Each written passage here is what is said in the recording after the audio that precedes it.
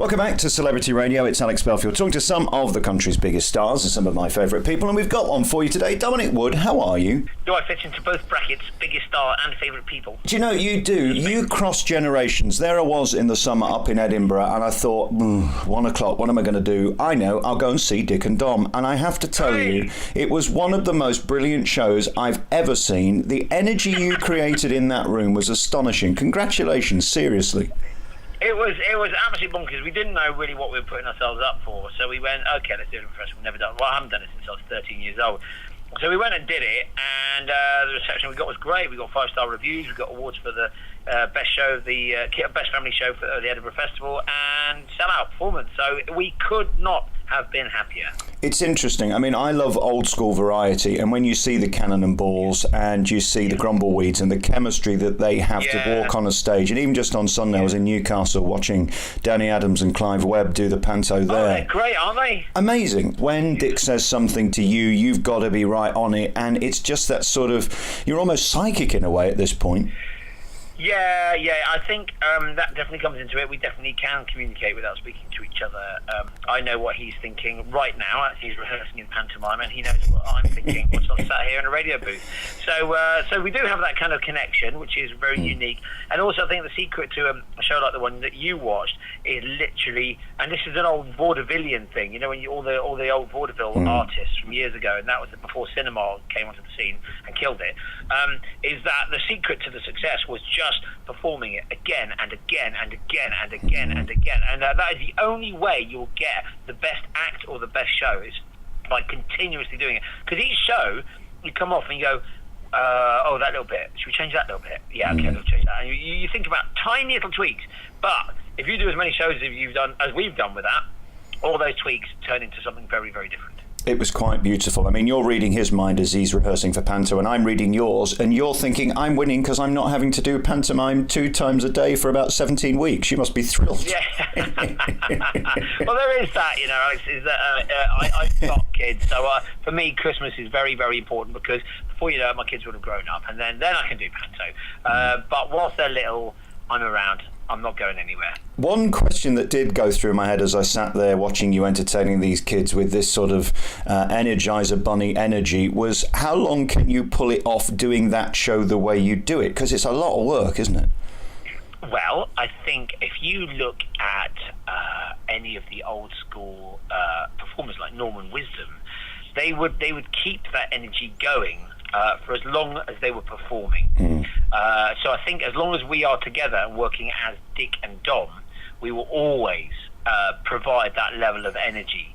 And it's going to be a hard one to keep together, but I think when people book to see us, they have a certain expectation, and you've got to deliver that. Because if you book to come and see a Dick and Dom show, and most shows use pictures from a few years ago, and suddenly these 2 old guys turn up, not moving around much, you'll be a bit disappointed.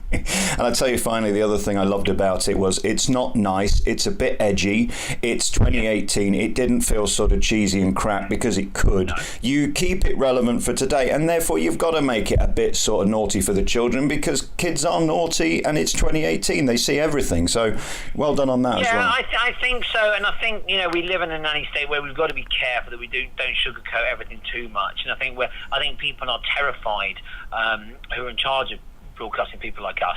People are terrified that we'll say something that will get them in trouble, will get them fired. Everyone's fearing for their job, and as long as fear is ruling, then no one's going to make any content that creates controversy. And I think ultimately controversy is the thing that makes broadcasting different.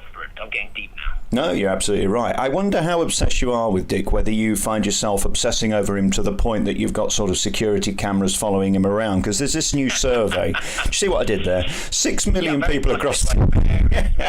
I think it's probably best that me and Rich don't track each other. We spend so much time with each other. I think if we were then obsessing about each other when we're not together, it's going to become very unhealthy. So I think, but I do think that this whole tracking technology has exploded over the past 2 years. It really has, and I don't know how you feel about it, but you know, I've got kids now, and you know, the oldest one's going to want to go into town on his own, and he's got he's going to get a phone soon, one of my old ones. And you know, what are we saying? Are we saying that we should be tracking them? so that they have their independence. Because of the people that have been interviewed by Direct Line, 43% of them believe that safety is more important than independence. And I kind of fit into that bracket, actually. I think, when you give a kid a phone that's got a tracker on it, and they all do, you just got to enable it. I think that the kid will feel safer, and I'll feel safer that knowing that you know where they are. It depends your intent, doesn't it? I think security is brilliant, and we look at what Direct Line Home Insurance are doing with this. If it's done for security and the well-being of people, it's brilliant. If it's done because you're insecure and want to know someone's every move, that's slightly bonkers and a bit different, isn't it?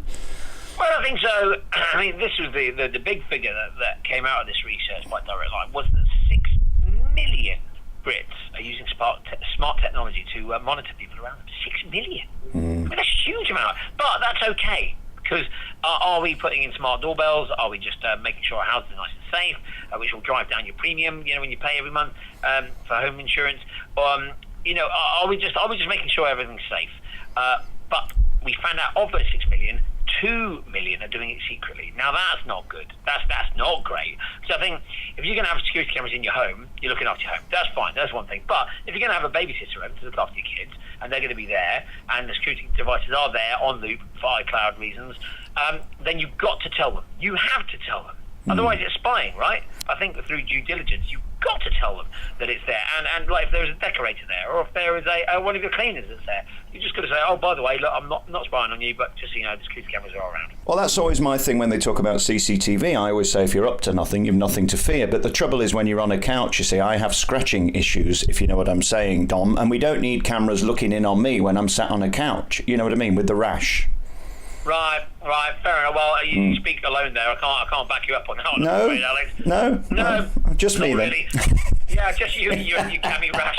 You can't go and see a doctor, You're not going to believe this. At 10 o'clock, the last interview I did was with Dr. Pixie from Embarrassing Bodies. The fun we had. Oh my God, I bet. Did she help? No, everything's fine now. She's given me the name of the cream, and I'll be all right by Christmas, apparently, so that's good. Hey, talk to me... Oh, but talking about Christmas, have you got Santa Claus on the tracker? Yeah, well... You need to make sure he's going to come to your house, whether you've been a good boy or naughty boy. I mean, this is what's amazing now. You can literally see where he is by the second, from Christmas Eve in Australia down to where he comes down your chimney. It's marvellous. Do you know, actually, that's a really... Wouldn't that be lovely? It probably already exists if there was actually a Santa tracker app. There is.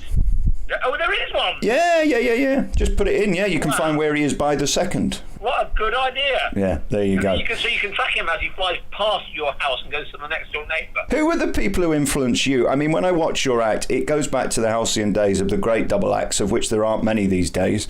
I suppose there aren't many shows for them to shine. But, I mean, you can see that energy of the sort of Cannon and Balls and even the Little and Largers and people like that. Did you love these people? Because when we were kids, these were the guys who were Saturday night primetime, weren't they? They were Saturday night primetime, and I absolutely loved them. There was nothing better, I think, than watching two guys making each other laugh with that little twinkle in their eye and that genuine care and love for each other.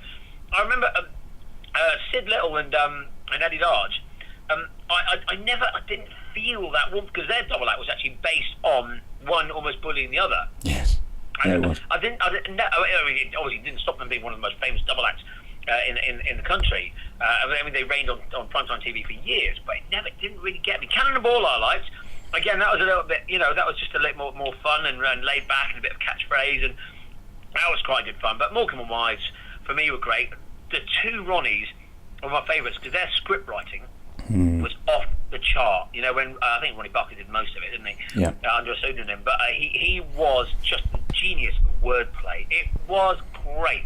When they would do a sketch at a cocktail party, they'd be talking to each other and finishing each other. One had a stammer, and the other one would finish the other one's, the sentences. It was just not only was the writing brilliant, but the performance of it was outstanding. Yeah, so they were my favourites. They're two Ronnies. I loved them. But now I became older, then I became more aware, and I was a little bit late for it, but I then caught up with it. But Derek and Clive, all that kind of Peter Cook and Dudley Moore stuff, I absolutely loved. But my favourite double act of all time was Rick Mail and Adrian Edmondson. I adored and still do everything that they did. It's interesting because you do that slapstick stuff on stage and it's very physical, and that's the art, I think, of a double act, isn't it? Is where you can use that whole stage, and you certainly do. It can be messy too for you and your audience. Yeah. I think it came, why were you in the firing line? No, I always ask to sit at the back. It's always safe, and then that way, if it's rubbish, I can leave quickly. You see, I'm not stupid. Yeah. I sit at the back of shows as well, because weirdly, even though I've spent my life performing on stage, my greatest fear is to be picked out by a comedian and to go to stand on the stage. Me too. I would collapse. I wouldn't be able to handle it. In fact, I remember going to watch Jason Byrne at whilst we were in Edinburgh, and I just kept catastrophing about it, going, I've got to sit in the back, And they were like, no, it's going to be fine, don't worry about it, he's not going to pick you out. And then I watched him pick various people out and absolutely destroy them in a very warm and wonderful way. But I just thought, I can't handle that. I hate that Vegas tradition as well, of when they know you're in, they always get you to stand up and wave under the pin focus. I can't stand that either. Don't just ignore me. Do that. Yeah, I hate that. No, I went. Me and Rich were filming in Vegas once, so I got in contact with David Copperfield because I met him when I was a young magician, very young, and I had a photo with him, and I wanted to meet him backstage to get a replica of the photograph of me and him, like 20 years later. And I'll go in another 20 years, and even if we're both dead, just stand us next to each other and have another photo. But I went to meet him, and we sat right at the front, right under him, but he didn't get us to stand up and wave because no one would have known who the hell we are. One day I'll tell you the story how I had a call from David Copperfield asking me why I said his show was less good than Chris Angel's. He didn't like that very much. You did not have a phone call from David Copperfield, did you really? On my mother's life. He didn't like that very much. Was this the one in Vegas? Yes. Well, he always sits you on 1A, doesn't he? You can see everything that's going on. It's the worst seat in the house. Is that the one right underneath the front of the stage? Yeah, where he spits on you.